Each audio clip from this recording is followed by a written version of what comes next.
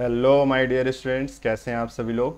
तो आज एक बार फिर आपका स्वागत करते हैं अपने यूट्यूब चैनल स्किल वेब में। ठीक है, मेरा नेम है ब्रजेश सिंह और आपको आज इस क्लास में स्टूडेंट्स क्या सीखेंगे वो मैं आपको सबसे पहले बता देता हूं।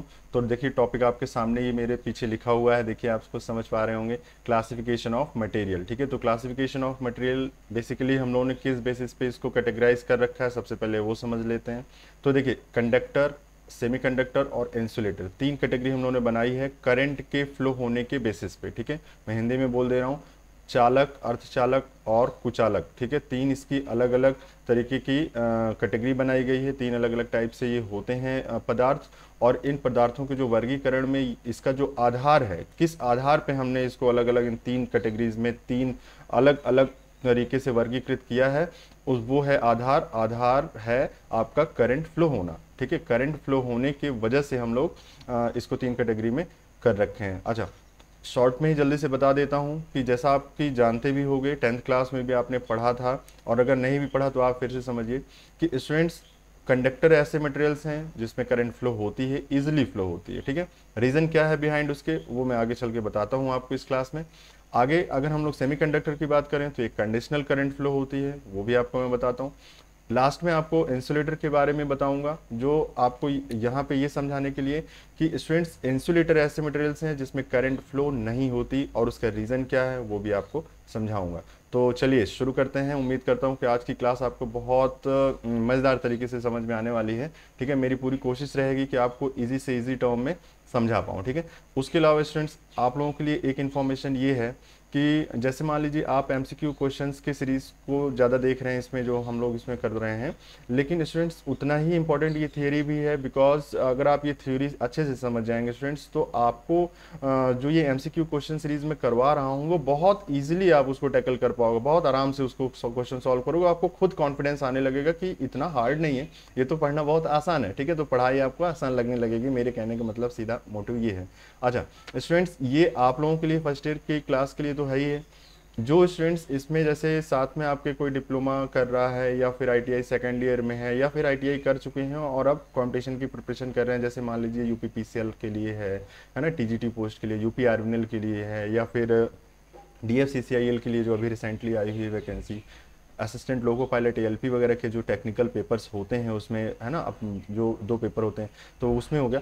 तो स्टूडेंट्स, ये सब भी आपको, ये जो मल्टीपल चॉइस क्वेश्चन है या जो मैं थ्योरी इंक्लूड कर रहा हूँ, ये एक्चुअल में ये वही है। ठीक है, अब आप वो अभी आप इसको, मैं भले आपको थंबनेल पे ये लिख के देता हूँ कि electrician trade theory for first year, but students ये सभी के लिए है। ठीक है, ये अगर आप देखोगे तो आपको उतना ही फायदा आपको डिप्लोमा वाले स्टूडेंट्स के लिए भी होगा, आपके लिए भी होगा, और चाहे आप आईटीआई कर रहे हो, चाहे आप इस समय सेकेंड ईयर में हो, उतना ही इंपॉर्टेंट है ये। बिकॉज ये पूरा का पूरा सिलेबस आपके कॉम्पिटिशन वाले एग्जाम्स में आता है, जहाँ पे भी आप टेक्निकल पोस्ट के लिए अप्लाई करते हैं। ठीक है, तो चलिए शुरू करते हैं आज की क्लास स्टूडेंट्स। ये मैंने आपको इसलिए बताया जिससे आपको एटलीस्ट, जैसे मान लीजिए आपके जो फ्रेंड्स हैं, जो ये लग रहा हो उनको कि नहीं ये फर्स्ट ईयर वालों के लिए है केवल, तो स्टूडेंट्स जो कंपटीशन की प्रिपरेशन कर रहे हैं स्पेशली, ये उनके लिए तो बहुत फ़ायदा करने वाला है, जो इस थ्योरी सेशन को देखेंगे और उसके बाद एमसीक्यू क्वेश्चन सीरीज देखेंगे। आपको मैं बता दूं, ये जो एमसीक्यू क्वेश्चन सीरीज हैं तो ये बोर्ड के, है ना, कहने का मतलब ये आए हुए आईटीआई क्वेश्चंस हैं, बट स्टूडेंट्स ये कंपटीशन एग्जाम्स में भी उतना ही इंपॉर्टेंट है। बिकॉज कई बार देखा गया है कि यही सारे क्वेश्चंस वहाँ पे पुटअप किए जाते हैं बिकॉज ऑफ द कॉन्सेप्ट, है ना, बेसिक कॉन्सेप्ट। तो बेसिक कॉन्सेप्ट तो यही है जो आप सीख रहे हो। ठीक है, तो इस बेसिस पे मैं ये बोल रहा हूँ। ठीक है, तो अगर आपको ये अच्छा लगता है तो बिल्कुल आप आगे शेयर कर सकते हैं इसको। ठीक है, लाइक करिए और बिल्कुल शेयर कर दीजिए, क्योंकि शेयर करने से ठीक है, मैं मानता हूँ कि आपका थोड़ा सा 1 मिनट टाइम वेस्ट होगा, बट स्टूडेंट्स शेयर कर देंगे, आपके साथ वो कंप्यूटर जुड़ेंगे। ठीक है, वो भी साथ में आएंगे, तब आपको समझ में आएगा कि जो आप पढ़ रहे हो कंटेंट, वो ब्रजेश सर आपको अच्छा कंटेंट दे रहे हैं या नहीं दे रहे हैं, इस बारे में भी आइडिया हो जाएगा। ठीक है स्टूडेंट्स, तो चलिए शुरू करते हैं आज का क्लास। ठीक है, ठीक है, तो देखिए स्टूडेंट्स, आज की क्लास में आपको ये जो लिखा हुआ है टॉपिक मेंशंस है ही है, मैंने आपको बता ही दिए हैं। ठीक है, तो अब नेक्स्ट स्लाइड में हम लोग सीधे जंप करते हैं और मैं आपको बताता हूँ कि किस तरीके से इसको स्टूडेंट्स कैटेगराइज किया जाता है। ठीक है, तो चलिए फिलहाल के लिए देखिए, आपने जो मैंने बताया वो सारी चीज़ें यहाँ मेंशनड हैं आपके, इसलिए मैं पहले वाला जो स्लाइड है वो आपके लिए सिलेबस टाइप का ही एक टॉपिक ही मेंशन कर देता हूँ। ठीक है, चलिए आगे देखते हैं। नेक्स्ट क्लास सॉरी नेक्स्ट जो स्लाइड है स्टूडेंट्स, वो उसमें आपको यही समझना है कि व्हाट इज़ कैटेगरी, मतलब किस टाइप से इसको कैटेगराइज किया गया। तो सबसे पहले मैं लिख रहा हूँ, देखो आपको तो स्टूडेंट्स ये जो कैटेगरी हम लोगों ने बनाई है, मैं आपको फिर से एक बार बोल रहा हूँ, ये जो वर्गीकरण हुआ है मटेरियल का, ठीक है। अच्छा, हिंदी में भी लिख देता हूँ जिससे आपको ये ना लगे कि नहीं इंग्लिश में ही चालू हो गए, ठीक है। वर्गीकरण, वर्गीकरण किस चीज़ का वर्गीकरण है भाई? पदार्थों का, ठीक है। पदार्थों का वर्गीकरण मीन्स मटेरियल जो है ये पदार्थ, ठीक है। तो पदार्थों का वर्गीकरण किस आधार पे किया गया है? तो स्टूडेंट्स जो आधार है इसका, जो इसका आधार है स्टूडेंट्स वो है धारा प्रवाह, ठीक है। समझो ध्यान से इसको, मैंने कहा जो इसका आधार है, आधार इन द सेंस कि किस बेसिस पे आपने इसको कैटेगराइज कर दिया, तीन भागों में कैसे ये बढ़ गया, अर्धचालक, चालक और कुचालक, तीन भागों में ये कैसे बढ़ गया, वो चीज़ें हम लोग यहाँ पे देख रहे हैं। तो आधार इसका क्या है स्टूडेंट्स? धारा प्रवाह। तो धारा प्रवाह के आधार पे इसको हम लोगों ने तीन प्रकार से बांटा है, ठीक है। अब मैं इसको लिखूंगा नहीं, आपने पीछे स्लाइड में भी देखा है ना। चलिए हिंदी में लिख देते हैं आपके लिए। अच्छा, चालक, ठीक है, जिसको आप बोलते हो कंडक्टर, ठीक है। अर्धचालक स्टूडेंट्स, अर्धचालक जिसको कहते हैं आप सेमी कंडक्टर, ठीक है। और एक थर्ड जिसको आप कहते हो कुचालक, ठीक है स्टूडेंट्स।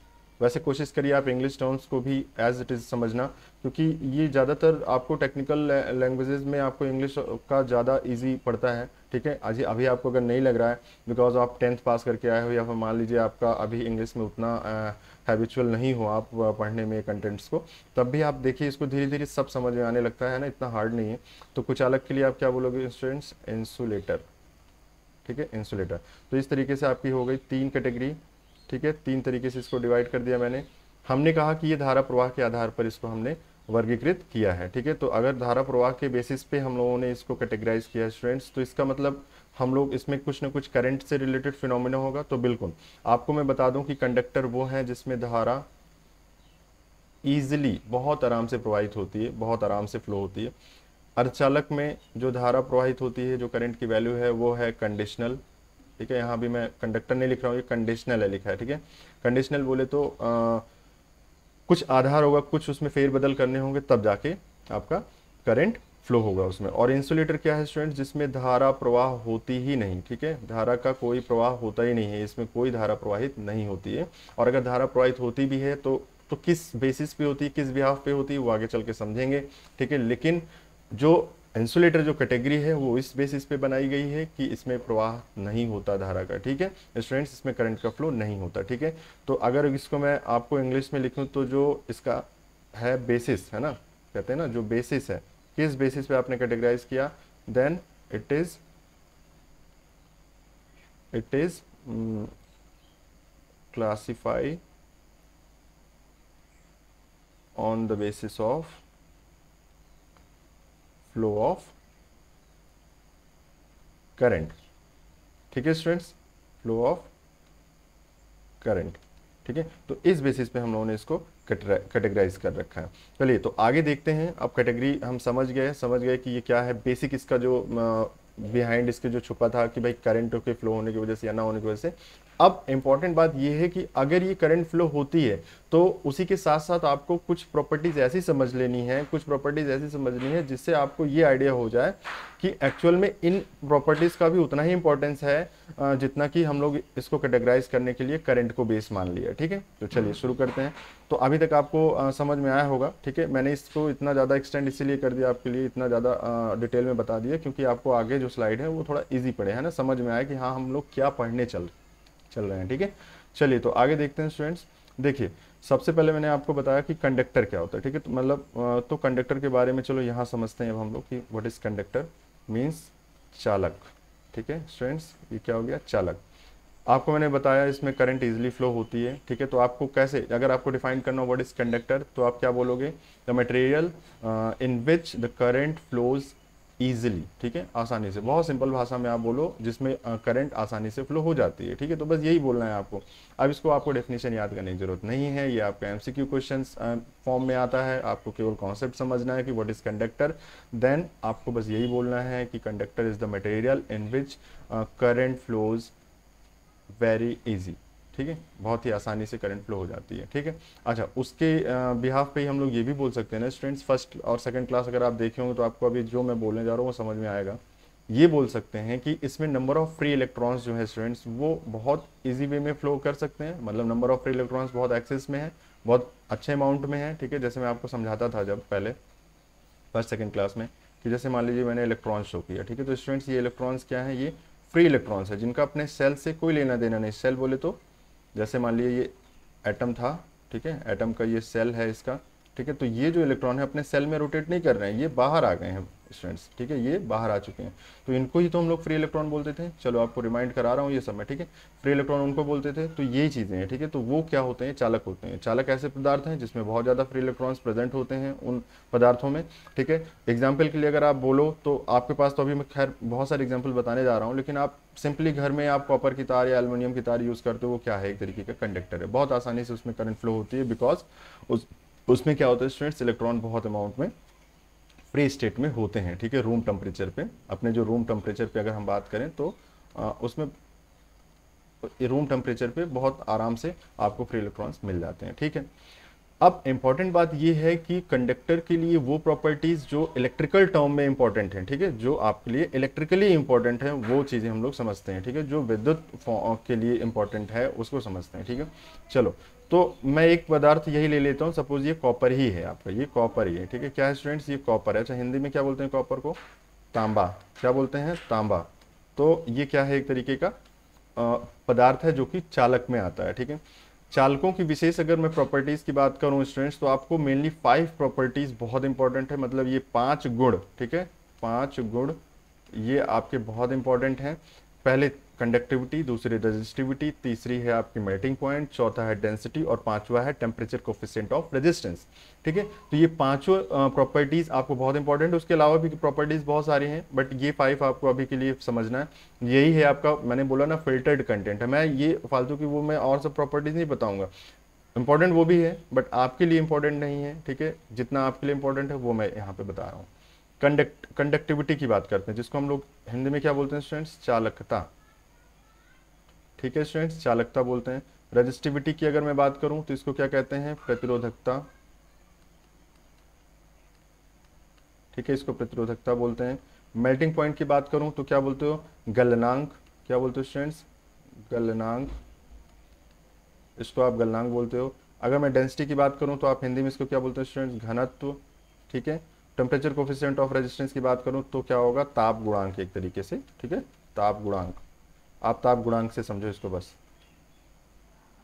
ताप गुणांक। ठीक है स्टूडेंट्स, ताप गुणांक। ठीक, ये तो चलो, तो अभी मैंने बात किया कि चालकता, रजिस्टिविटी है ना, मतलब conductivity, resistivity, melting point, density and last is the temperature coefficient of resistance. ठीक है, तो students temperature coefficient of resistance तक ये जो 5 मैंने प्रॉपर्टीज लिख रखी हैं यही आपके लिए ज़्यादा इंपॉर्टेंट है। और हाँ, 2-3 मटेरियल हैं, जैसे मान लीजिए आपका कॉपर है जो कि मैंने नीचे लिखा, देखिए इसमें कॉपर है, और आपका एल्युमिनियम है। ये क्योंकि बहुत ज़्यादा यूज़ होते हैं तो इनकी हम लोग एक पूरी की पूरी चार्ट वे में इसको भी समझ लेंगे फुल कि इसकी वैल्यूज़ क्या होती हैं। बाकी आपको सारे मटेरियल्स की वैल्यूज़ समझने की ज़रूरत नहीं है, सभी की इतनी ज़्यादा ज़रूरत नहीं है, बट इन दोनों की आपको ज़रूरत है। ठीक है, इसके अलावा अगर मान लीजिए ज़रूरत है तो आगे हम लोग उसको देखते हैं।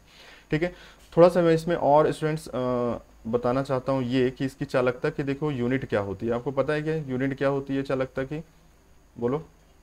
तो चालकता की यूनिट क्या होती है, सीमन पर मीटर। ठीक है, याद रखो, अभी बार बार आ रहा है। ठीक है, प्रतिरोधकता, प्रतिरोधकता की क्या यूनिट होती है स्टूडेंट्स, ओम मीटर। ठीक है, डायरेक्ट मैं बता रहा हूँ कैसे आया है, पिछली क्लासेस देखिए आपको समझ में आ जाएगा।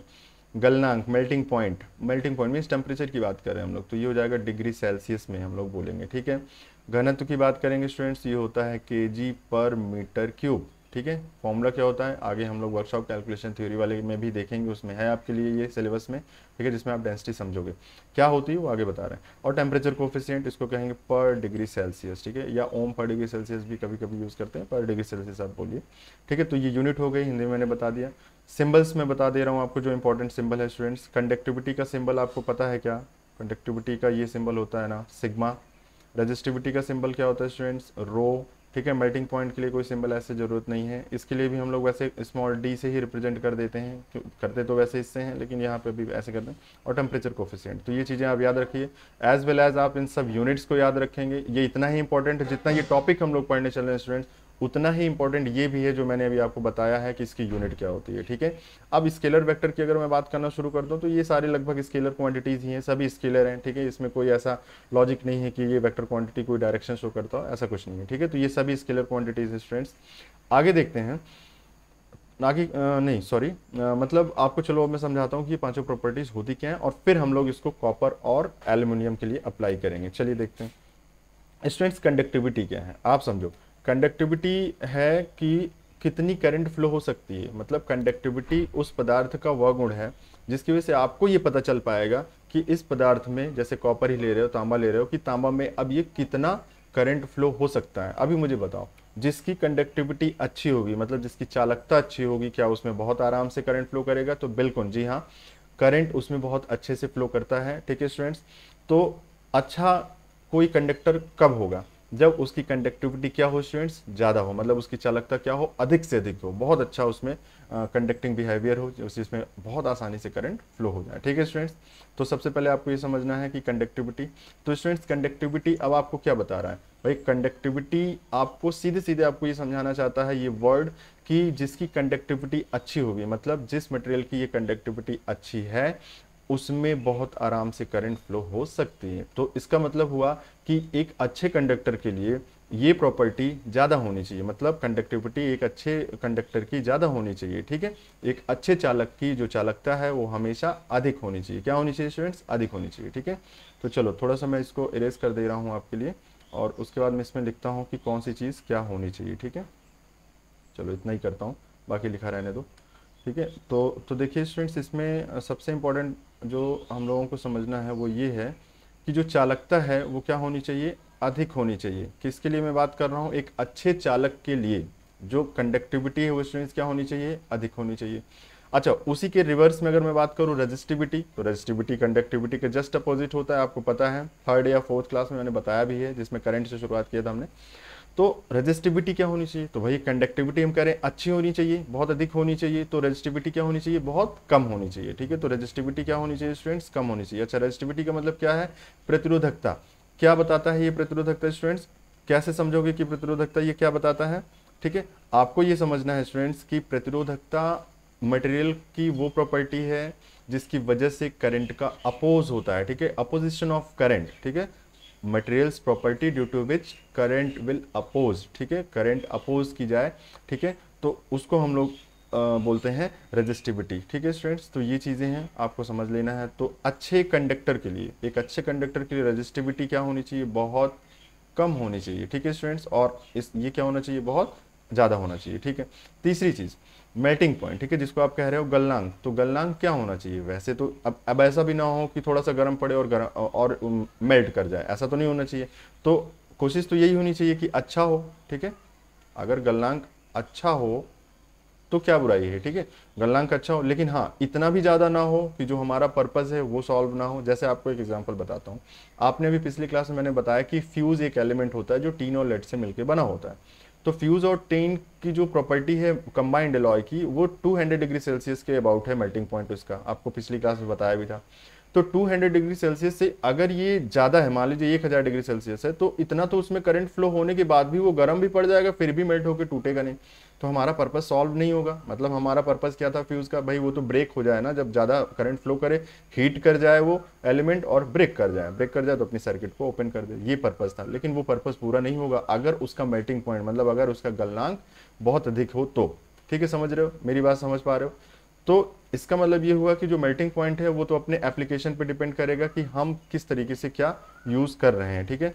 तो वैसे तो अच्छा मैं बोल दे रहा हूँ, ठीक है, बट अकॉर्डिंग टू, मतलब जैसा यूज़ है हमारा, ठीक है, मतलब प्रयोग के अनुसार, उपयोग के अनुसार, सॉरी, ठीक है, उपयोग के अनुसार। ऐसा नहीं कहूँगा कि अच्छा होना चाहिए, बेकार होना चाहिए, वो जैसा हम लोगों को यूज़ है, जिस तरीके के मटेरियल का यूज़ करना है, क्या उसका पर्पस है, कितना मेल्टिंग पॉइंट उसका होना चाहिए, वैसे हम लोग समझेंगे इसको, ठीक है। चलो डेंसिटी की बात करते हैं, सीधा सीधा एग्जाम मैं बताता हूँ, कोई डेफिनेशन नहीं, कुछ नहीं, सीधे आपको समझना है, डायरेक्ट आपको डेंसिटी से आप ऐसे फील करो, मान लो मैंने कहा कि दो मटेरियल हैं, ठीक है, एक मान लो आपका कॉपर है, तांबा, और एक एल्युमिनियम है। दोनों में एल्युमिनियम हल्का होता है, मतलब उतना ही ले लो। जैसे मान लो कोई एक मतलब साइज उसका जो अगर देखने में आपको लगे तो देखने में बराबर नजर आता हो, ठीक है। मान लो ये टुकड़ा मैंने कॉपर का लिया और सेम इसी टाइप का एक टुकड़ा मैंने एल्युमिनियम का ले लिया, तो ये दोनों देखने में बराबर लग रहे हैं, लेकिन अगर इसको जब आप उठाओगे तो एक आपको हल्का महसूस होगा और एक वजन महसूस होगा। तो ये हल्का और वजन किस आधार पे है, ये उसका घनत्व बताता है, ठीक है स्टूडेंट। आप समझो, जो वस्तु ज्यादा वजन होती है, मतलब एक ही तरीके की दिखने वाली जो वस्तु बहुत ज्यादा वजन है स्टूडेंट्स, उसका जो जो उसका डेंसिटी है वो क्या है स्टूडेंट्स, ज़्यादा है, ठीक है। वो स्टूडेंट्स क्या हो जाएगी, ज़्यादा हो जाएगी। अभी अगर मैं आपको बताऊं तो आप अगर कॉपर और एल्युमिनियम की, देखो मैंने यहाँ लिखा भी है, चलो यहीं से बता देता हूँ आपको। मैंने देखो यहाँ लिखा है, यहाँ देखो, ये है आपका कॉपर का और ये है एल्युमिनियम का, देखो यहाँ पे है ये। चलो पेन कलर चेंज कर देता हूँ आपके लिए। यहाँ पे देखो, ये मैंने कॉपर के लिए लिखा है, कॉपर Cu, ठीक है। चलो थोड़ा एटॉमिक नंबर बता दो इसका, 29। नंबर ऑफ इलेक्ट्रॉन्स कितने होंगे स्टूडेंट्स, 29, ठीक है। समझ रहे हो मैं क्या बोल रहा हूँ, पिछले क्लासेस पढ़े होगे तो आपको समझ आ रहा होगा कि क्या बताने की कोशिश कर रहा हूँ, ठीक है। ये हो गया एल्युमिनियम स्टूडेंट्स, इसका एटॉमिक नंबर कितना होता है, 13। Number of electrons in one atom is 13, ठीक है। चलो तो ये याद रखना कि 13 इसका नंबर ऑफ एटम्स होता है, ठीक है। आओ देखते हैं जो हम लोग बातें कर रहे थे। मैंने कहा कि अगर डेंसिटी की हम बात समझें तो जिसकी डेंसिटी ज़्यादा होगी, समझ लेना वो ज़्यादा वजन होगा, उतना ही रहेगा, दिखने में वैसे ही दिखेगा, लेकिन उसको वजन होगा, ठीक है। जैसे आपको एक छोटा सा एग्जांपल बताता हूँ। अगर मैं स्टूडेंट्स आपसे पूछूं कि क्या आपको मैं एक 4 लीटर का गैलन दे रहा हूँ, उसमें मैंने पानी भरा है, आप उठा ले जाओगे 1 किलोमीटर दूर तक, तो आप बोलोगे हाँ बिल्कुल उठा ले जाएंगे, कितना वजन होगा। लेकिन अगर स्टूडेंट्स वहीं पे मैं आपको उसमें पानी नहीं डालूंगा, उस गैलन में मैं आपको क्या दे दूंगा, उस कंटेनर में मैं क्या दे दूंगा, आपको मरकरी दे दूंगा स्टूडेंट, मरकरी, लिक्विड फॉर्म में होती है ना, मेटल मरकरी, ठीक है। चलो आगे बता दूंगा, कभी मरकरी भर दूंगा। तो मरकरी स्टूडेंट्स इतनी वजन होती है कि अगर उसका आप 1 लीटर बनाओगे तो वो जानते हो कितना वजन होगा, वो हो जाएगा स्टूडेंट्स 13.2, नियरली 13.2 kg। अब आप सोचो, 1 लीटर आपने मरकरी भरा, 13.2 kg बन रहा है। 1 लीटर आपने लगभग मतलब पानी भर दिया तो वो नियरली 1 किलो ही बना, ठीक है। तो आप सोचो कि जब 4 लीटर अगर उसमें लगभग 4-5 लीटर एक गैलन में अगर आता है, तो 4-4.5 लीटर अगर मान लो उसमें आ गया, तो 13 मल्टीप्लाइड बाई 4, तो सोचो लगभग ये 52 kg के नियर अबाउट होता है, तो काफी वजन हो जाता है। तो वजन इन द सेंस, ये किस बेसिस पे आपने समझा कि वजन हो गया, बिकॉज ऑफ इट्स डेंसिटी, ठीक है। इसकी डेंसिटी स्टूडेंट्स क्या है, ज्यादा है, और उसी के आधार पे आपको ये समझ में आ रहा है कि जो ये है मतलब जो मरकरी, जिसके लिए हम लोग ये एग्जाम्पल ले रहे हैं, ठीक है, मरकरी Hg, ठीक है, Hg, उसके लिए हम लोग बात कर रहे हैं। फिलहाल आपको तो ये मैंने समझाने के लिए एग्जांपल लिया है, ठीक है। तो आप मरकरी अगर मैं आपसे कहूंगा कि स्टूडेंट्स उठा ले जाओगे, तो नहीं, क्यों नहीं उठा ले जा पाओगे, क्योंकि आपको पता चल गया, अभी भी मैंने बताया कि मरकरी का स्टूडेंट्स जो वो होता है क्या नाम है, डेंसिटी स्टूडेंट्स, वो डेंसिटी मरकरी की Hg की जो डेंसिटी है वो स्टूडेंट्स 13.2 kg होती है, ठीक है, 13.2 kg, ठीक है, पर मीटर क्यूब। तो इतना होता है, तो इतना ज़्यादा होने की वजह से आपको बहुत ज़्यादा वो वजन लगेगा, ठीक है। समझ रहे हो मैं क्या कहना चाह रहा हूँ।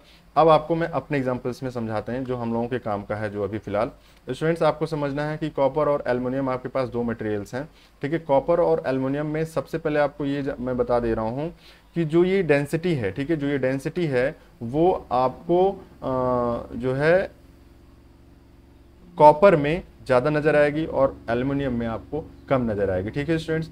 तो अगर मैं कॉपर की बात करूं, ठीक है, अगर मैं कॉपर की बात करूं तो कॉपर की डेंसिटी ज़्यादा है। इसका मतलब ये अगर थोड़ा सा कोई भी एक मास होगा उसका आप देखोगे तो आपको वो ज़्यादा वजन महसूस होगा, ठीक है। लेकिन अगर एल्युमिनियम देखोगे तो एल्युमिनियम हल्का महसूस होगा, ठीक है, वो हल्का नज़र आएगा आपको, और ये कॉपर ज़्यादा होगा। तो डेंसिटी का इससे रिलेशन है, ठीक है स्टूडेंट्स, याद रखोगे इसको, समझ पा रहे हो मैं क्या कह रहा हूँ, ठीक है। कहने का मतलब ये है कि डेंसिटी आपकी चालक की या किसी भी चालक या चालक को चालक जो भी बोल रहे हो, ठीक है, इसकी वो प्रॉपर्टी जिसकी वजह से आप इसका वजन महसूस कर पाओगे कि ये हल्का है या वजन है, ठीक है। फिलहाल के लिए आपको मैं बता दे रहा हूँ स्टूडेंट्स कि जो आपका कॉपर है और एल्युमिनियम है उसके लिए देखो ये डेंसिटीज मैंने लिख रखी है। इन दोनों में 8.926 जो डेंसिटी होती है, मतलब ये रिलेटिव डेंसिटी है बेसिकली लिखी हुई है, ठीक है। बताऊंगा ये रिलेटिव डेंसिटी क्या होती है वर्कशॉप कैलकुलेशन साइंस के लेक्चर में। फिलहाल अभी समझो ये जितना न्यूमेरिक वैल्यू ज़्यादा होगी स्टूडेंट्स, उतना ही ज़्यादा ये वजन होगा और उतनी ही ज़्यादा ये कम दिखेगा, तो कम, लेकिन वजन इसका ज़्यादा होगा। ठीक है, तो उम्मीद करता हूँ इतनी बातें करने के बाद तो आपको समझ में आ ही गया होगा।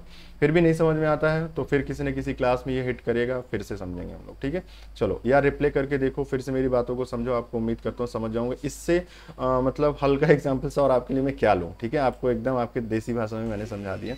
ठीक है स्टूडेंट्स, तो चलो देखते हैं अब हम लोग टेम्परेचर कोफिशिएंट ऑफ रेजिस्टेंस। ठीक है स्टूडेंट्स, तो टेम्परेचर कोफिशिएंट ऑफ रेजिस्टेंस में अगर आपसे मैं बात करूं तो students temperature coefficient of resistance में आपको ये समझना है कि कोई भी मटेरियल, जैसे पहले मैं समझा देता हूं फिर आपको ये बताता हूं। जैसे मान लिया ये है एक कॉपर, मीन्स तांबा है, ये तांबे की तार है। ठीक है, तांबा है, ये तांबे की तार है। ठीक है, टेम्परेचर कोफिशिएंट ऑफ रेजिस्टेंस मतलब जैसे मान लिया अभी ठंडी में कितना टेम्परेचर रहता है बताओ, 5 डिग्री सेल्सियस से लगभग 10 डिग्री सेल्सियस ठंडियों में अपने यहाँ रहता है नॉर्मली।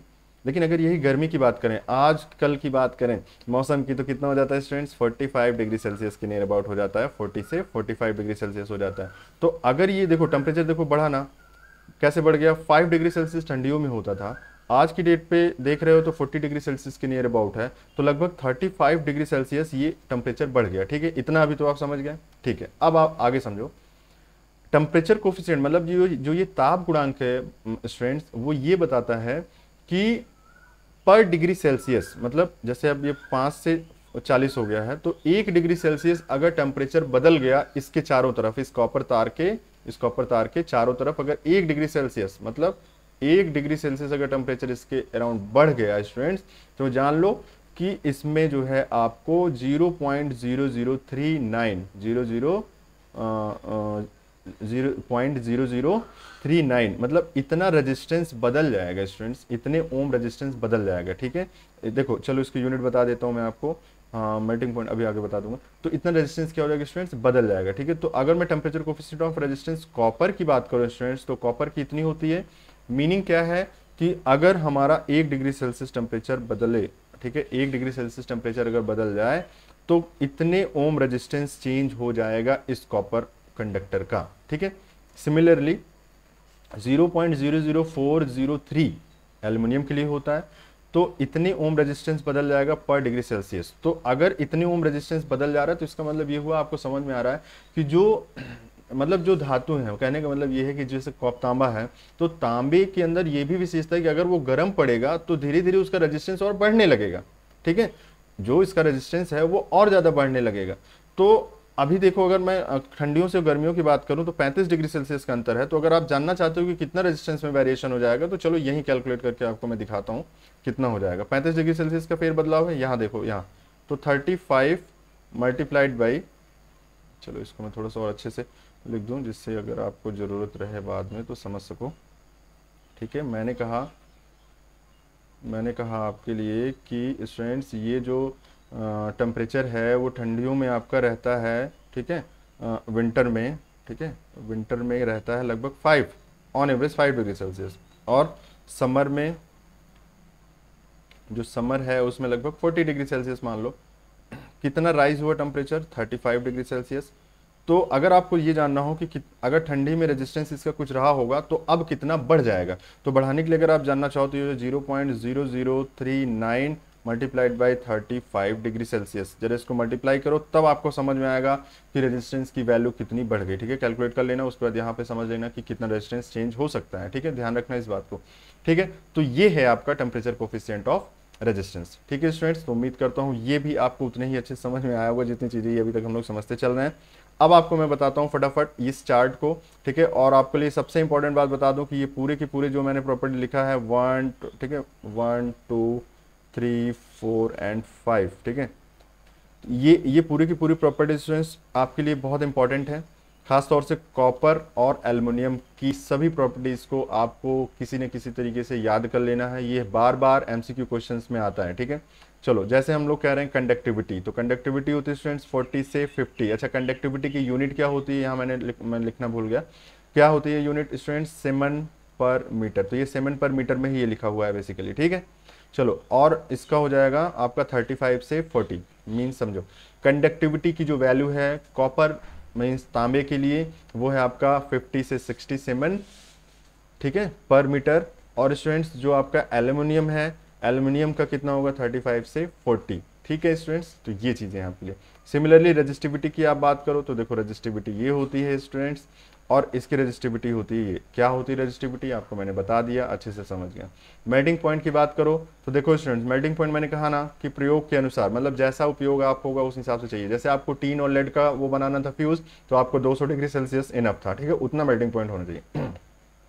और अगर मान लो आपको कोई और मटेरियल चाहिए, जैसे मान लो आपको हीटर एलिमेंट चाहिए, ठीक है, हीटर एलिमेंट समझ रहे हो, मतलब नाइक्रोम, नाइक्रोम वायर चाहिए, तो नाइक्रोम वायर का जो टेम्परेचर है, ऑपरेटिंग टेम्परेचर कितना होता है स्टूडेंट्स, लगभग 2800 डिग्री सेल्सियस, मतलब 2800 डिग्री सेल्सियस के आसपास होता है। और इसका जो मेल्टिंग पॉइंट होता है, आपको बताया था ना मैंने, कितना बताया था, हाँ 34 के near about, 3400 degree Celsius near about होता है। तो अगर 3400 डिग्री सेल्सियस इसका मेल्टिंग पॉइंट है और एक 200 डिग्री सेल्सियस है, तो दोनों में अंतर है। अच्छा, दोनों में अंतर इस बेसिस पे है कि इसका उपयोग क्या है। एक को हम लोग यूज कर रहे हैं हीटिंग एलिमेंट की तरह, जो कि हीटर में यूज कर रहे हो, और एक को यूज कर रहे हो स्टूडेंट्स केवल और केवल फ्यूज में, जिसमें करंट अगर ज्यादा बही तो तुरंत ही टूट जाए, है ना, ऐसा मेल्ट हो जाए। तो दोनों का उपयोग अलग अलग है, तो उस आधार पे हम लोग इसकी मेल्टिंग पॉइंट की बात करते हैं। फिलहाल के लिए मेल्टिंग पॉइंट अगर आप देखो कॉपर का, तो आप इसीलिए देखो हम लोग बोलते हैं घरों में कॉपर वायर लगाओ, जिससे गर्म कम पड़े, इसका मेल्टिंग पॉइंट भी ज़्यादा होता है, करंट बर्दाश्त कर ले जाती है ज़्यादा, है ना, तो ये है। और इसी तरीके से इसका मेल्टिंग पॉइंट स्टूडेंट 660 है, तो ये कम ही है, ठीक है। एक बात और भी बता दूं, एल्युमिनियम मोर थर्मल कंडक्टिव होता है in comparison to copper, means जल्दी गर्म पड़ जाता है। आप एक छोटा सा एग्जांपल आपको बताता हूँ, एक मीटर की वायर ले लो, एक तरफ माचिस की तीली से आप उसमें हल्का सा जला दो, आप दूसरी तरफ देखो, वहां पे भी आपको तुरंत जो है हीट महसूस होना शुरू हो जाएगा, वहां का भी टेम्परेचर बढ़ जाएगा। ये बस ऐसे ही आप समझो इसको, अगर आप जानना चाहते हो कि ये क्या है, तो इस तरीके से आप समझ सकते हो, ठीक है students.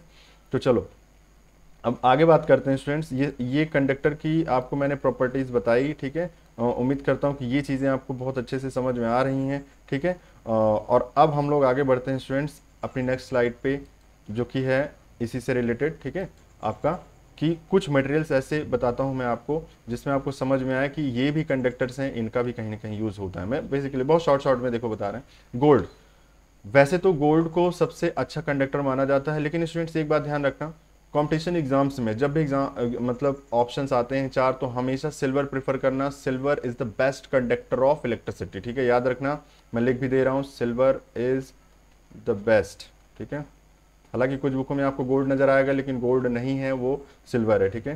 Best conductor of electricity, best conductor of electricity कहने का मतलब क्या है, ये सबसे अच्छा चालक है, सबसे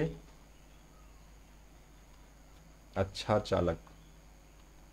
सबसे अच्छा चालक किसको बोलोगे, जिसमें मतलब ढंग से करंट फ्लो हो, मतलब जिसकी कंडक्टिविटी सुपर हो, बहुत अच्छी हो, ठीक है, जिसकी चालकता बहुत ज्यादा हो, ठीक है। तो ध्यान से समझना कि जो चालकता है, अगर मैं चालकता की बात करूं, यहां सिल्वर की ही मैं बात कर रहा हूं, देखो इसकी जो चालकता है स्टूडेंट्स, वो सबसे अच्छी है, वो सबसे अच्छा है, ठीक है, बेस्ट है, सबसे अच्छा है, ठीक है। जितने भी मेटल्स होते हैं जिसमें मतलब जिसको आप कंडक्टर बोलते हो स्टूडेंट्स, उन सभी कंडक्टर्स में silver is the best conductor. याद रखना इस चीज को, मैं बार बार इसलिए फोकस करके बोल रहा हूँ, silver is the best conductor, ठीक है। सिल्वर जो है मतलब जो चांदी है वो आपका क्या है स्टूडेंट्स, जो चांदी है वो आपका क्या है, सबसे अच्छा चालक है, ठीक है। उसके बाद आप गोल्ड को कैटेगराइज, मेरे अकॉर्डिंग गोल्ड सेकंड नंबर पे है। वैसे इसकी 99 के नियर अबाउट इसकी कंडक्टिविटी, तो इसकी भी लगभग 99 से 98 होती है, लेकिन कुछ मामले में ये कम होने की वजह से इसको हम लोग बेस्ट नहीं मानते हैं। बेस्ट कंडक्टर ये है, ठीक, याद रखना हमेशा, मैंने लिख दिया इसीलिए आपको ये आता है एग्जाम में, इसलिए मैंने यहाँ पे आपको जरूर मतलब इस तरीके से लिख के मैंने आपको बता दिया।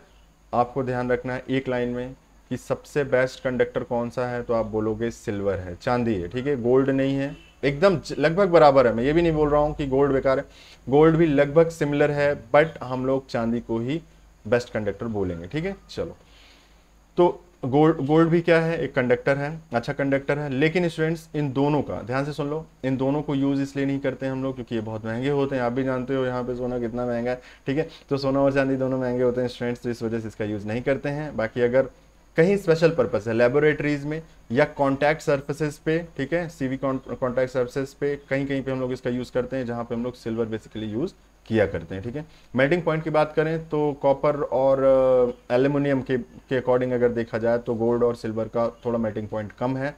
ठीक है, जल्दी पिघल जाता है। ठीक है, चलो अब आते हैं आयरन की बात करते हैं। तो स्टूडेंट्स आयरन से पहले पहले आपको मैं बता दूं क्या यूज़ होता है। ठीक है, इन दोनों का तो यूज़ बहुत लिमिटेड है क्योंकि महंगा है।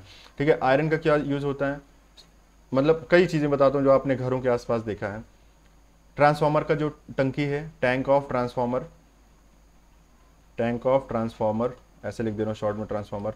ये मतलब ये मैं बता रहा हूँ यूज़ तो बहुत है, आयरन का यूज़ ही यूज़ है। ठीक है, लेकिन आप इलेक्ट्रिकल टर्म में अगर देखो तो इलेक्ट्रिकल अप्लायंसेस में आपने आपने क्या देखा है, टैंक ऑफ ट्रांसफार्मर सबसे एक अच्छा एग्जांपल देखा होगा जिसका पूरा लोहे की बॉडी बनी होती है, कास्ट आयरन की बनी मशीन। ठीक है, जो जो मशीन है, मोटर है ना, जो मोटर है स्टूडेंट्स, या जो जनरेटर है, जो जनरेटर है घरों में जो रखा रहता है, मोटर जो यूज़ करते हो आप, उसकी भी बॉडी किसकी होती है स्टूडेंट्स, ज़्यादातर वो आयरन की होती है। ठीक है, समझ रहे हैं। लेकिन आयरन मतलब एक तरीके से अगर आपको मैं इसकी कंडक्टिविटी बताऊं स्टूडेंट्स, तो इसकी कंडक्टिविटी लगभग 6 टाइम्स लेस होती है इन कंपैरिजन टू कॉपर। ठीक है, कॉपर ले लो, हाँ कॉपर ही ले लो, एक तरीके से आप समझो कॉपर जो वायर यूज करते हो उसके कंपैरिजन में 6 गुना लगभग कम होती है इसकी। ठीक है, तो इसकी कंडक्टिविटी बहुत अच्छी नहीं है। ठीक है, गर्म पड़ जाएगा, इसका मतलब जल्दी है कि इसकी रेजिस्टिविटी ज़्यादा होगी। अगर कंडक्टिविटी कम है स्टूडेंट, देखो लेस मैंने लिखा है, ध्यान सुनो, लेस लिखा है मैंने, 6 times less in comparison to copper. Copper के कंपैरिजन में 6 गुना कम है और ठीक है, तो बेकार है ना। तो वैसे तो इसको मतलब वायर वगैरह अगर आप बनाना चाहो तो क्या बनाओगे, बिल्कुल नहीं बनाओगे। ठीक है, क्योंकि इसकी रेजिस्टिविटी ज़्यादा होती है। इसी के कंपैरिजन में आप रेजिस्टिविटी भी बोलोगे 6 गुना ज़्यादा है। ठीक है, रेजिस्टिविटी 6 गुना ज़्यादा है, मतलब इसमें प्रतिरोधकता 6 गुना ज़्यादा है। ठीक है, तो इसका मतलब ये अच्छा कंडक्टर नहीं है एक तरीके से देखा जाए। लेकिन ट्रांसफार्मर, टैंक, मशीनरी पार्ट्स में वगैरह में ये सब यूज़ आते हैं। ठीक है स्टूडेंट्स, चलो और भी यूज़ हैं, आप समझ रहे हो। चलो गैल्वनाइज्ड आयरन की बात करते हैं। देखो जीआई, गैल्वनाइज्ड आयरन बोलते हो ना, जीआई वायर, ऐसे कभी नाम सुना है आपने? चलो नहीं सुने तो आपको मैं बताता हूँ। जो आपके पोल होते हैं ना, पोल, इलेक्ट्रिक पोल, कौन से वाले जिसमें ट्रांसफार्मर लगा होता है घरों के पास में, जो आपके उस इलेक्ट्रिक पोल में एक वायर होती है। देखो स्टूडेंट, जैसे मान लो ये है आपका और यहाँ पे ये आपका ट्रांसफार्मर रखा हुआ है। ठीक है स्टूडेंट, ये ट्रांसफार्मर रखा है 2 पोल्स के बीच में, यहाँ से वायर आया, इसमें 3 फेज। ठीक है, और ये आपके घर की तरफ चला गया। तो ये जो पोल है ना स्टूडेंट्स, ये जो पोल हैं, ये देखो, ये जो पोल हैं जो बेस पे गड़े हुए हैं, ये किसी न किसी एक वायर से देखे होगे, तिरछा एक सपोर्ट रहता है। ठीक है, तिरछा सपोर्ट रहता है, इसको स्टूडेंट्स कहते हैं हम लोग सपोर्टिंग मतलब सपोर्टिंग वायर या गे वायर बोलते हैं हम लोग। तो ये जो होती है वो एक्चुअल में जीआई की बनी होती है। अच्छा, जीआई है क्या? आयरन और गैल्वनाइज्ड आयरन में क्या अंतर है वो समझते हैं। ठीक है, फिलहाल पहले मैंने बता दिया कि ये जो वायर है ना, ये जो सपोर्टिंग वायर है वो आपकी गैल्वनाइज्ड आयरन वाली वायर होती है। ठीक है, समझ गए। उसके अलावा भी जैसे ये जो ट्रांसफार्मर जहाँ रखा है ना, वो भी एक तरीके की जीआई की एक रॉड है जिसके ऊपर ट्रांसफार्मर रखा जाता है। उसके अलावा भी कई जगह यूज़ होता है। ये तो बस एक एग्जांपल में बता रहा हूँ, जैसे जैसे जहाँ पे जिसका यूज़ आएगा मैं बताता चलूँगा। फिलहाल के लिए आपको समझना है कि जीआई का मीनिंग क्या है। तो समझो स्टूडेंट्स, आपने पिछली क्लास, जस्ट अभी पीछे वाली 5th क्लास में आपको मैंने बताया था इलेक्ट्रोप्लेटिंग। क्या बताया था? इलेक्ट्रोप्लेटिंग।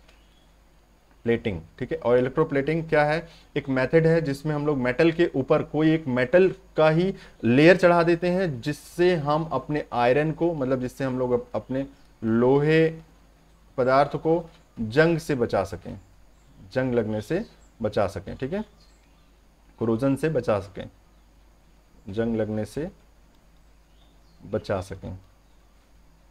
ठीक है स्टूडेंट्स, तो ये चीज़ें हैं, जंग लगने से आपको बचाने के लिए ये चीज़ें आपको जो है क्या करना पड़ता है? Electroplating. Electroplating is the process. ठीक है, electroplating is the process of covering a layer of any material, है ना, in any particular second material. ठीक है, तो जैसे अभी हम लोग अगर हम लोग जीआई की बात करते हैं स्टूडेंट्स, तो ध्यान से सुन लो, आयरन के ऊपर, ठीक है, जैसे अगर मान लो ये आयरन की एक रॉड है, इसके ऊपर हम लोग लेयर कर देते हैं जिंक की। स्टूडेंट्स किसकी? जिंक की, Zn, जिंक की लेयर कर देते हैं इसके ऊपर से, जिसकी वजह से आयरन में जंग नहीं लगता है, इसमें मूर्छा नहीं लगता है। ठीक है, तो उसको हम लोग बेसिकली बोलते हैं जीआई। ठीक है, गैल्वनाइज्ड आयरन। गैल्वनाइज होने का प्रोसेस इलेक्ट्रोप्लेटिंग से ही होता है। गैल्वनाइज का मतलब है ऊपर से एक लेयर चढ़ाना। ठीक है स्टूडेंट्स, तो ये चीज़ें हैं, आपको फटाफट इसको समझ लो, समझ भी गए होंगे मेरे हिसाब से। तो गैल्वनाइज्ड आयरन का यूज़ कहाँ होता है? स्टे वायर्स में। ठीक है, और जो वायर होती है जो वायरिंग करते समय होता है ना, पतली पतली जो तारें होती है जिससे हम लोग वायरिंग करते हैं, वो भी जीआई वायर ही होती है। ठीक है स्टूडेंट्स, ये जो सपोर्ट्स हैं वो होता है।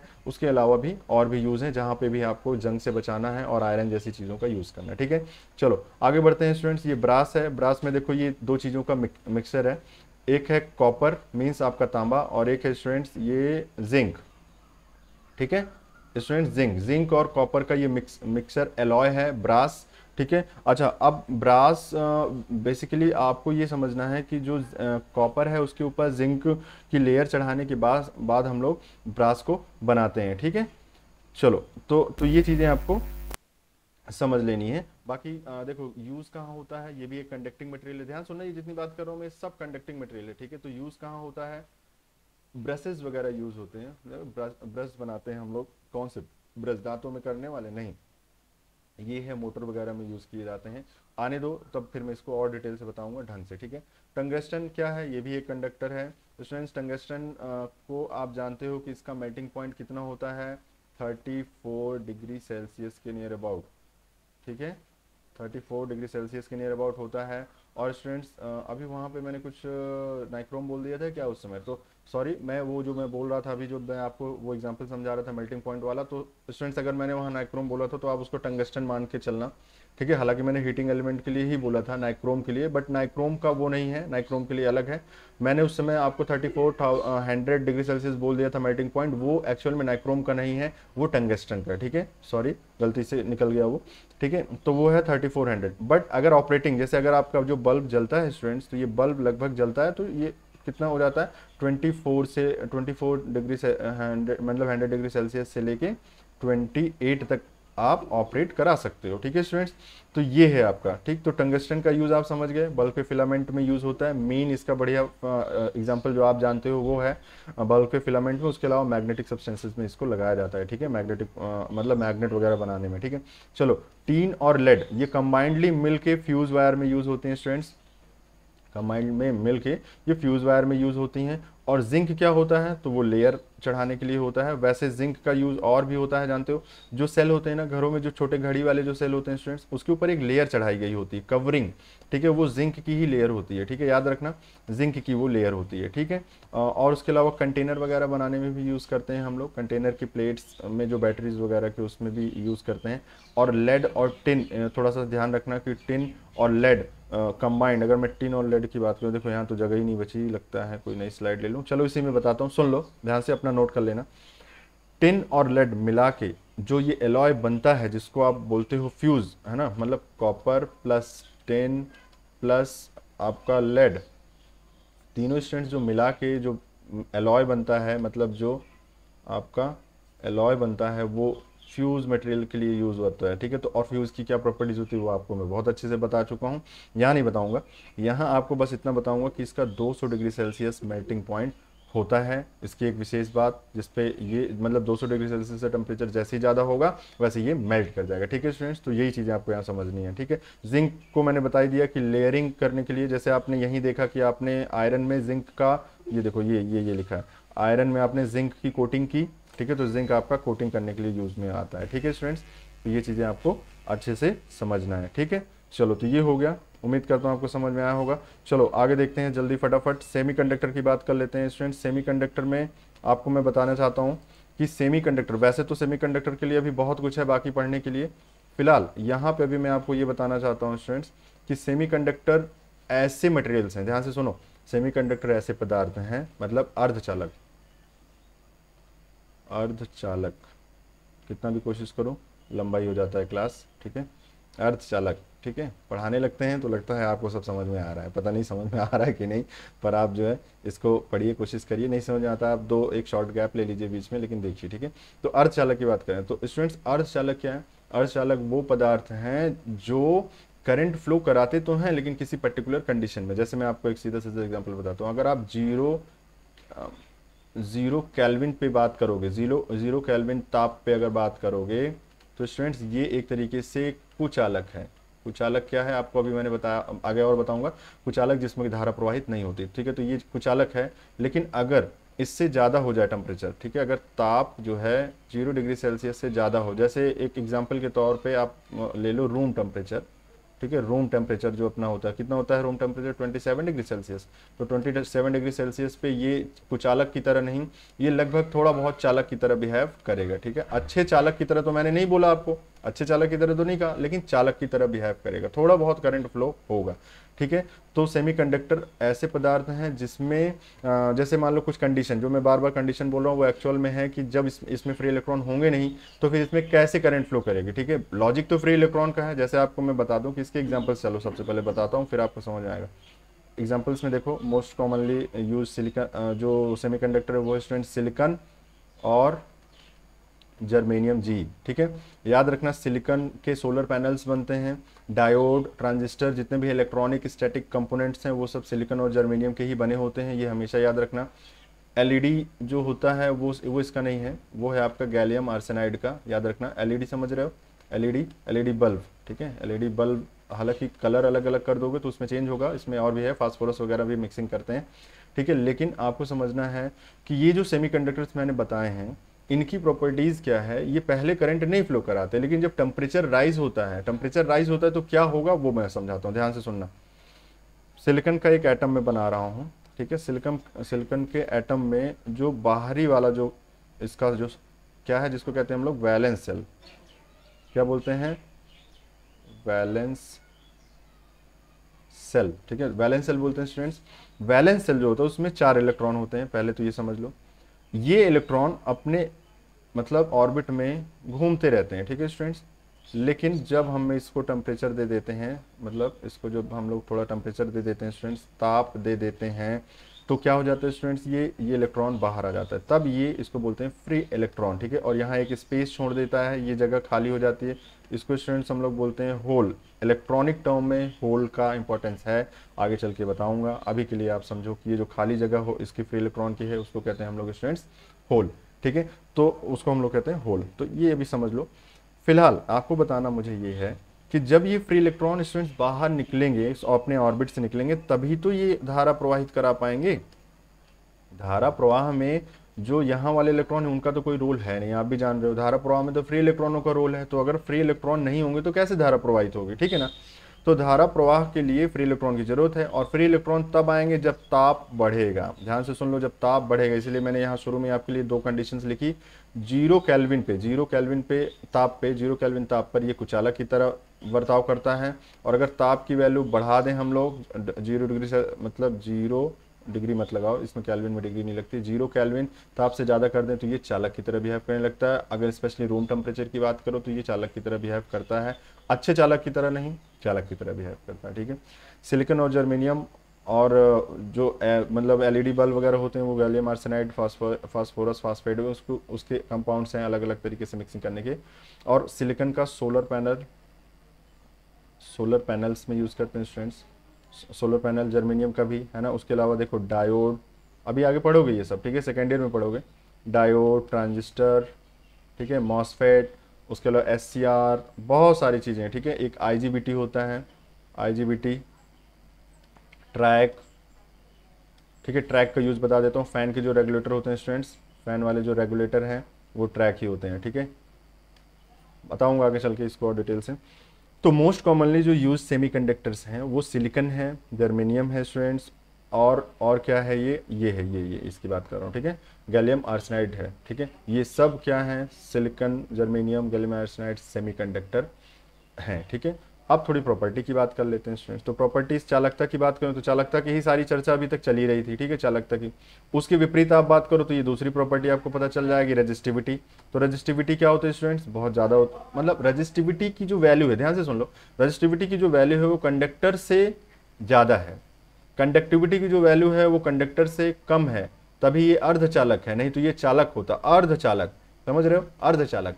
तो अर्धचालक मीन्स थोड़ा चालक है, ठीक है। तो चालकता क्या है, चालक से चालकता इसकी थोड़ी सी कम है, थोड़ी क्या, ज़्यादा कम है। रजिस्टिविटी क्या है, रजिस्टिविटी इसकी ज़्यादा है, ठीक है, चालक के अपेक्षा, मतलब कंडक्टर की अपेक्षा सेमीकंडक्टर की जो रजिस्टिविटी है वो क्या है स्टूडेंट्स, ज़्यादा है, ठीक है। टेम्परेचर कोफिशिएंट ऑफ रेजिस्टेंस बहुत इंपॉर्टेंट है, जरा ध्यान से सुनो इसको। मैंने कहा था चालक के लिए कि चालक में जब ताप बढ़ता है तो उसका जो प्रतिरोधकता है, मतलब जो उसकी रजिस्टिविटी स्टूडेंट्स वो बढ़ती है, लेकिन अर्धचालक के केस में इसकी रजिस्टिविटी घटती है, ठीक है। ध्यान से सुन लो, मेरे कहने का मतलब है कि जब आप ताप बढ़ाओगे तो इसकी जो चालकता है वो बढ़ेगी और प्रतिरोधकता घटेगी, लेकिन चालक के केस में ऐसा नहीं था। चालक के केस में जब आप टेम्परेचर बढ़ाते हो तो रेजिस्टिविटी मीन्स उसकी जो प्रतिरोधकता है वो बढ़ जाती है, ठीक है, और जो चालकता है वो घट जाती है। यहाँ अपोजिट है, ठीक है, समझ रहे हो। तो ध्यान रखना, यहाँ जो टेम्परेचर कोफिशिएंट ऑफ रेजिस्टेंस होता है वो निगेटिव वैल्यू में होता है, ये इंपॉर्टेंट है, कई बार एग्जाम में आता है ये, ठीक है, निगेटिव वैल्यू में होता है, ठीक है, याद रखना, ठीक है। और मोस्ट कॉमनली यूज में मैंने आपको बताया है students, silicon, germanium, gallium arsenide, और भी होते हैं, और भी हैं, बहुत सारे हैं, ठीक है, अलग अलग जगहों पर यूज होते हैं, लेकिन मोस्ट कॉमनली ये यूज होते हैं, ठीक है। अब आप खुद सोचो, सोलर पैनल्स जितने, अब जितनी सोलर पावर प्लांट्स बन रहे हैं जहाँ पे जैसे एनटीपीसी वगैरह थी वो सोलराइज्ड होती जा रही धीरे धीरे, तो वहाँ क्या लग रहे हैं, वो पैनल ही तो लग रहे हैं, वो पैनल सिलिकॉन के बने होते हैं, ठीक है, सिलिकॉन सेमीकंडक्टर के बने होते हैं वो सारे सोलर पैनल्स, ठीक है। तो उम्मीद करता हूँ ये आपको स्लाइड ये भी समझ में आ गई होगी स्टूडेंट्स। नहीं समझ में आता है फिर से एक बार रिप्ले करो, मैंने जो बोला है उसको समझो। अगर मैं ज़्यादा तेज़ी से बोल रहा हूँ, जल्दी जल्दी बोल रहा हूँ, तो आप थोड़ा सा इसकी स्पीड स्लो कर लो, और अगर धीरे बोल रहा हूँ तो थोड़ा तेज कर लो, ठीक है। चलो आगे बढ़ते हैं, इंसुलेटर की बात करते हैं स्टूडेंट्स। इंसुलेटर की बात करने से पहले एक बार थोड़ा मैं इसकी टाइमिंग देख लेता हूँ, कितना टाइम हो रहा है। हाँ, अपने पास 10 मिनट है 1 आवर्स होने के लिए। चलो बता ही देता हूँ, ठीक है, आप समझ लो इसको, ध्यान से सुनो।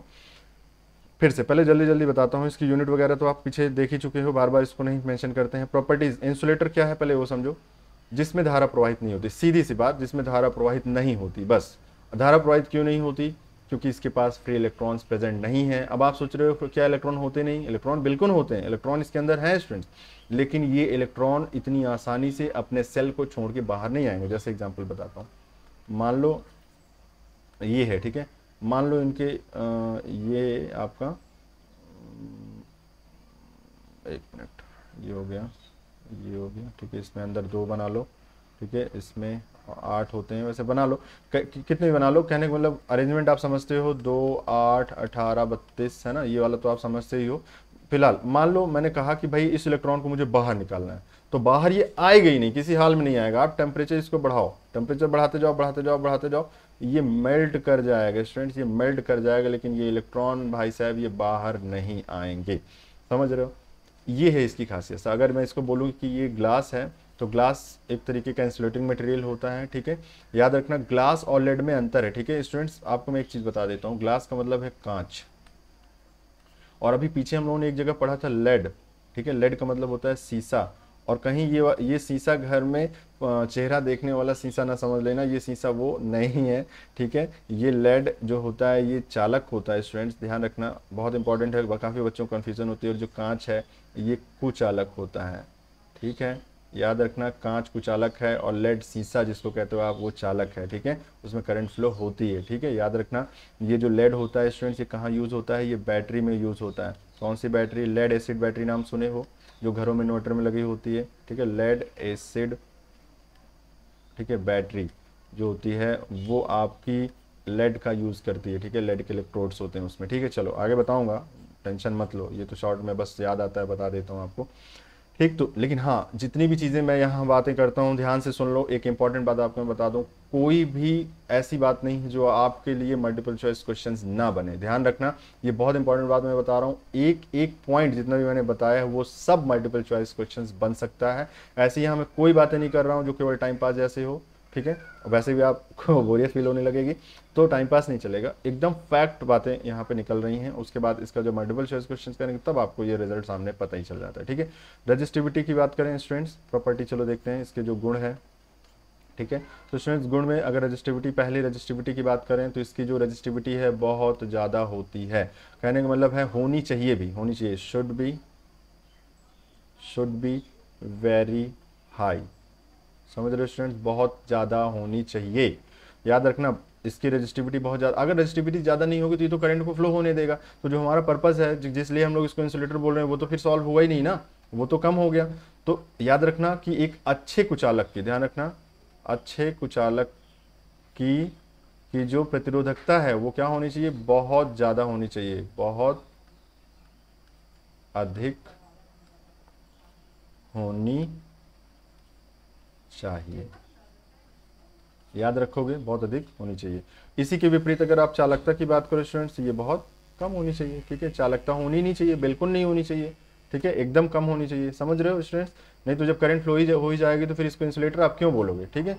चलो मैकेनिकल स्ट्रेंथ अच्छा होना चाहिए, ठीक है स्टूडेंट्स, याद रख लो, मैकेनिकल स्ट्रेंथ अच्छा होना चाहिए। चलो मैं आपको अच्छा होने के सेंस में एक चीज़ बताता हूँ, याद है जो बड़े बड़े मतलब जो ये टावर होते हैं स्टूडेंट्स इलेक्ट्रिक वाले, ठीक है, इनके बीच में ये जो कंडक्टर्स जाते हैं स्टूडेंट्स, ये कंडक्टर तो बेसिकली एल्युमिनियम या कॉपर मीन्स तांबे के होते हैं, लेकिन इतने लंबे होते हैं तो इनमें क्या होती है, थोड़ी फ्लेक्सिबिलिटी रहती है।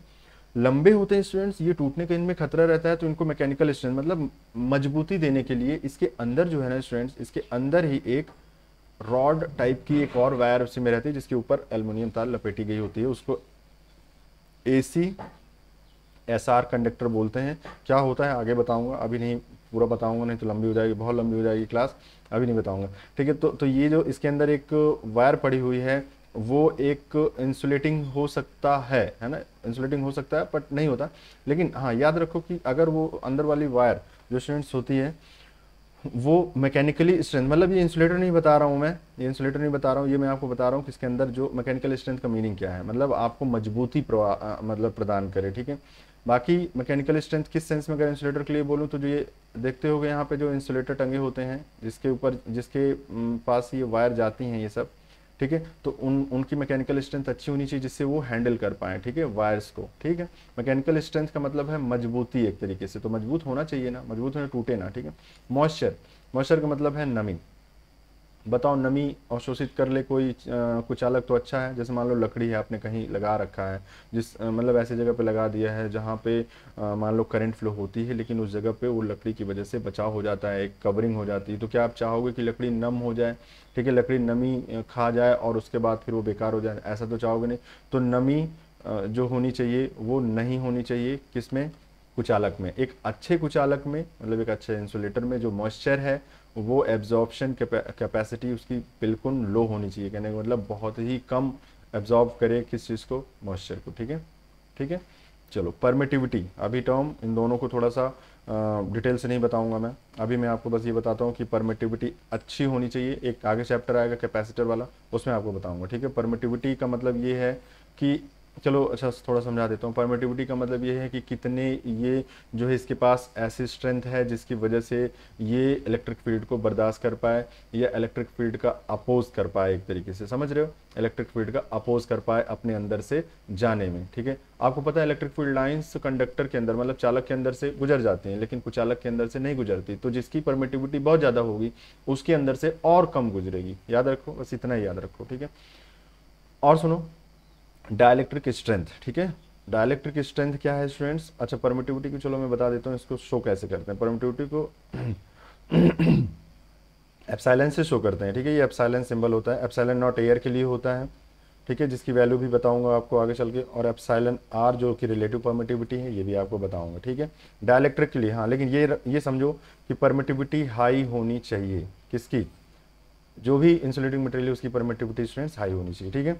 चलो डाइलेक्ट्रिक स्ट्रेंथ की बात करते हैं, तो डाइलेक्ट्रिक स्ट्रेंथ अच्छी होनी चाहिए। डाइलेक्ट्रिक स्ट्रेंथ से सीधा मतलब है कि कोई भी इंसुलेटर कितना वोल्टेज बर्दाश्त कर सकता है, समझ रहे हो। जैसे मान लो एक ये इंसुलेटर है, इसके अक्रॉस मैंने 220 वोल्ट लगा दिया, अगर ये कंडक्टर नहीं बना तो मतलब बेस्ट है, सही है, मतलब चालकता ना आ जाए इसमें कहीं, है ना, पंचर ना हो जाए, ब्रेकडाउन ना हो जाए, तो ब्रेकडाउन के स्ट्रेंथ को बताता है कि मतलब कितना हाई वोल्टेज लगाने के बाद इसके अंदर से करंट फ्लो होने के चांसेस हैं, ठीक है। तो आप खुद समझो कि ये है इंसुलेटर, तो अगर इंसुलेटर हम लोग बना रहे हैं तो हम लोग तो यही चाहते हैं ना स्टूडेंट्स कि इसमें से करंट ना फ्लो हो, तो अगर करंट ना फ्लो हो तो इसका मतलब डाइलेक्ट्रिक स्ट्रेंथ है ना, पहले यूनिट बता देता हूँ, dielectric strength centimetre, kilo volt पर सेंटीमीटर, तो क्या हो कि इसके अंदर से करंट ना फ्लो हो, ऐसा ही तो चाहेंगे। तो अच्छा ये होगा कि ये बहुत ज़्यादा वोल्टेज को बर्दाश्त करने वाला इंसुलेटर हो तो अच्छा रहेगा, ठीक है। तो डाइलेक्ट्रिक स्ट्रेंथ किसी भी इंसुलेटिंग मटेरियल की क्या होनी चाहिए, बहुत अच्छी होनी चाहिए। परमिटिविटी क्या होनी चाहिए, बहुत अच्छी होनी चाहिए। मॉइस्चर जो मतलब एब्जॉर्ब करने की जो क्षमता है वो कम होनी चाहिए। मैकेनिकल स्ट्रेंथ हाई होनी चाहिए। कंडक्टिविटी बहुत बहुत कम होनी चाहिए और रेजिस्टिविटी बहुत ज़्यादा होनी चाहिए, ठीक है। तो उम्मीद करता हूँ ये समझ में आया होगा। इस तरीके से जो मैं लिख तो देता हूँ, लेकिन अगर आप इसको सीक्वेंस वे में लिखते जाओगे, ठीक है, अपना, तो फिर आपको बिल्कुल दिक्कत नहीं होगी, ठीक है स्टूडेंट्स। ये चीज़ें हैं, क्योंकि मैं समझ रहा हूँ कि आपको समझाने के लिए मैं काफ़ी चीज़ें एक ही स्लाइड में बता देता हूँ, सीक्वेंस में मैं लिखता नहीं हूँ, लेकिन कम से कम एटलीस्ट आपको इतने साफ सुथरे वर्ड में बोल रहा हूँ, आप उसको नोट डाउन कर लीजिए, ठीक है। चलो आगे देखते हैं, कुछ एग्जाम्पल्स देखते हैं फटाफट, और एग्जाम्पल्स देखने के बाद हम लोग इसको फिर द एंड करेंगे ये स्लाइड, ठीक है। वैसे भी क्लास लंबी होती जा रही है, ठीक है। तो फिलहाल अभी 3 स्लाइड और हैं, इसको देख लेते हैं फटाफट, उसके बाद पे, ठीक है। मुझे जल्दी नहीं है, आपको भी बोरियत नहीं होनी चाहिए, आपको अच्छे से मैं समझा रहा हूँ। देखो, सबसे पहले मैंने कहा कि कुछ एग्जाम्पल्स ऐसे लेते हैं जो आपको पता चले कि हाँ इसका यूज़ होता है। पहला है स्टूडेंट्स माइका। देखो माइका क्या है, परावैद्युत सामर्थ्य, बहुत अच्छे नोट्स बना रखे हैं मैंने, शॉर्ट में बता देता हूँ, आप इसको पढ़ लेना, ठीक है। फिलहाल मैं इसके जो इंपॉर्टेंट पॉइंट है वो समझाता हूँ। देखो सामने आपके लिखा हुआ है विद्युत सामर्थ्य बहुत अच्छा, परावैद्युत सामर्थ्य मतलब इलेक्ट्रिक, वही जो डाइलेक्ट्रिक स्ट्रेंथ की बात की, डाइलेक्ट्रिक स्ट्रेंथ अच्छा होना चाहिए, माइका का बहुत अच्छा होता है, ठीक है। ये एक बहुत अच्छा कुचालक है। नमी और अग्नि का प्रभाव इसमें बहुत कम पड़ता है, लगभग 600 डिग्री सेल्सियस से लेकर 700 डिग्री सेल्सियस पर ये नरम हो जाता है, मतलब फ्लेक्सिबल हो जाता है। और इसका उपयोग कहाँ करते हैं, सबसे इंपॉर्टेंट आपके लिए ये है, विद्युत प्रेस में, ठीक है, कम्यूटेटर सेगमेंट में, जो कि डीसी मशीन में होता है। ध्यान से सुन लो, आगे बताऊंगा, सेकंड ईयर में पता चलेगा।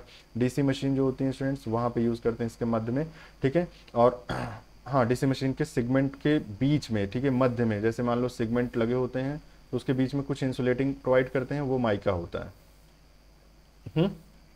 तो ये चीज़ें हैं स्टूडेंट्स, ठीक है। तो वहाँ पे यूज़ करते हैं, ये अभी नहीं समझ पाओगे लेकिन ये समझ जाओगे, विद्युत प्रेस में यूज़ करते हैं माइका का, ठीक है।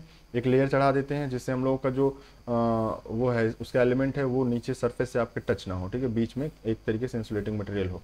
और अच्छा ये भी है कि ये बहुत अच्छा हीट ट्रांसफ़र कर देता है, मतलब अपने अंदर लेगा और दूसरी तरफ ट्रांसफ़र कर देगा, ठीक है। रबर की बात कर लेते हैं, दूसरा बहुत इंपॉर्टेंट है। आपको पता है ये मतलब होते तो बहुत ज़्यादा नरम है, बहुत ज़्यादा नरम है, ठीक है, लेकिन 4 से 6% अगर इसमें गंधक मिला दोगे, लाल रंग का शीशा मिला दोगे, ठीक है, और जिंक ऑक्साइड मिला दोगे, तो इसको मिलाने की वजह से स्टूडेंट्स जो एक रबर तैयार की जाती है उसको हम लोग बोलते हैं VIR।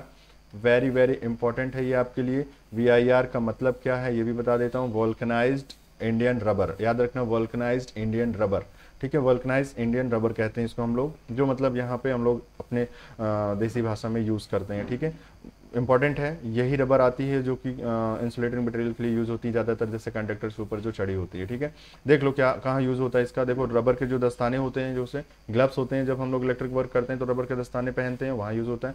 बैटरी के जो कंटेनर होते हैं, ठीक है, जो बैटरी का जो कंटेनर है उसमें यूज़ होता है, ठीक है। तो रबर का यूज़ ये है। PVC वेरी वेरी इंपॉर्टेंट ये भी है, ठीक है। पहले इसका फुल फॉर्म समझो, पॉलीविनाइल क्लोराइड, ठीक है स्टूडेंट्स। पॉलीविनाइल क्लोराइड क्या होता है, ये पॉलीविनाइल क्लोराइड। और ये यूज़ कहाँ होता है स्टूडेंट, जरा बताना। तो एक तरीके का ये क्या है, सिंथेटिक रबर है, ठीक है स्टूडेंट्स। ये क्या है, एक तरीके का सिंथेटिक रबर है, ठीक है। तो सिंथेटिक रबर में आपको ये समझना है कि, और इसमें जैसे क्या है, नमी अवशोषित नहीं करता है, ठीक है, नमी अवशोषित नहीं करता स्टूडेंट्स ये, और नमी का प्रभाव लगभग ज़ीरो है, ठीक है।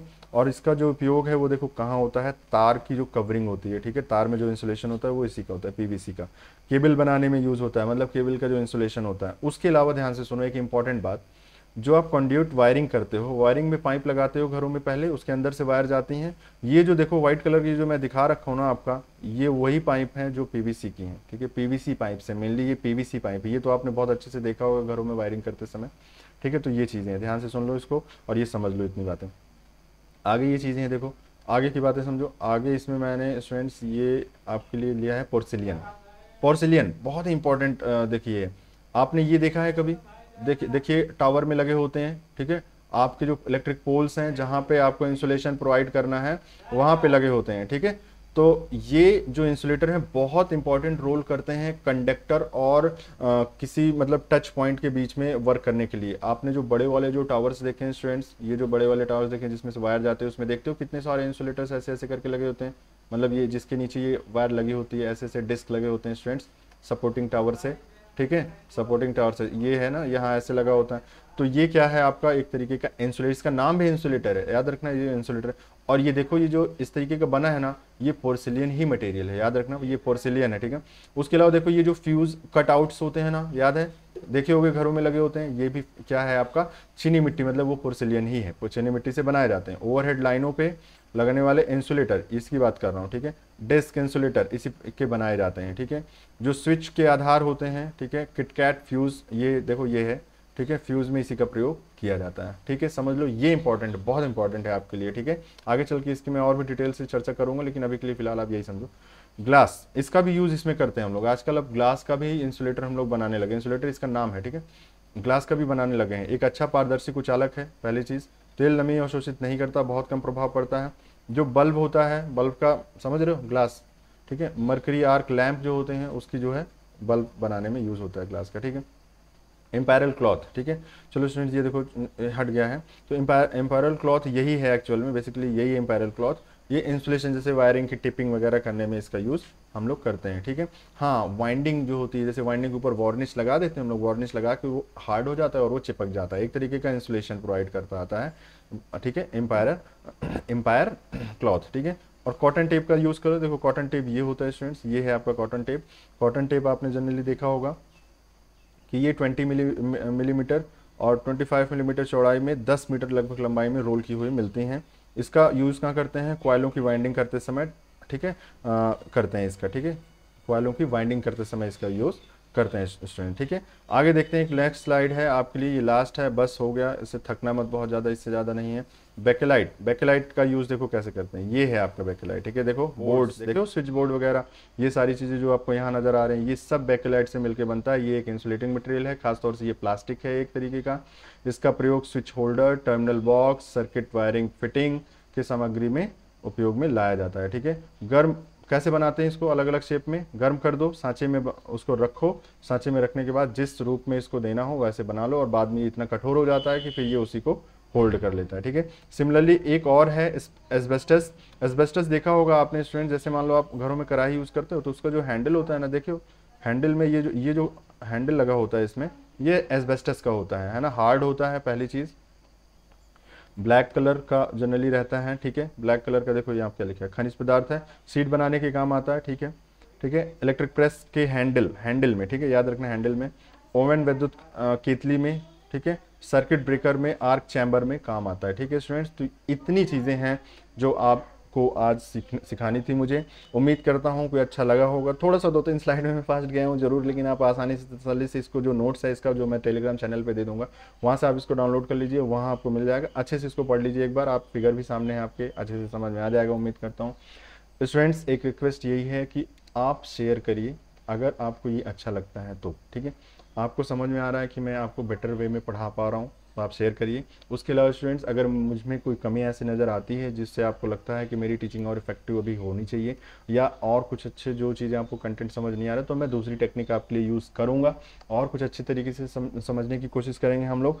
लेकिन आपको कमेंट करके बताना होगा, पूरी क्लास देखनी होगी, धीरे धीरे आपको अच्छा लगने लगेगा। अब हम लोग इसके बाद जो नेक्स्ट क्लास करेंगे वो आपको मैं बताऊँगा इलेक्ट्रॉन वोल्ट, मतलब एक तरीके की वैलेंस थ्योरी है, ठीक है, ठीक है, एनर्जी बैंड गैप वगैरह बताऊंगा, जिसमें आपको थोड़ा सा इसी से रिलेटेड और अच्छे से एक्सप्लेन करेंगे।